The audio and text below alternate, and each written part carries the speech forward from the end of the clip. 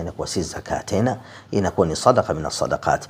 Kama hujatoa, tafuta watu wahitaji haraka leo usiku uwape, ili wapate kununua chakula. Otherwise itakuwa ni sadaqa min as-sadaqat. Na kama tulivyoeleza kuwa saumu yako itakuwa muallaq, itakuwa imejitundika baina ya mbingu na ardhi, haijafika kwa Mola wako mtukufu.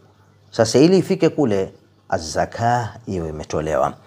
Jambo jingine, ndugu zangu katika imani, hili ni muhimu katika mujtamaa popote pale walipo Waislamu.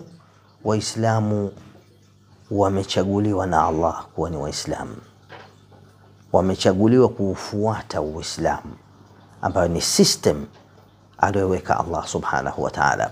Ramadhani peke yake ni madrasa. Sasa katika kujipima mwenyewe, je, mimi nimestafidi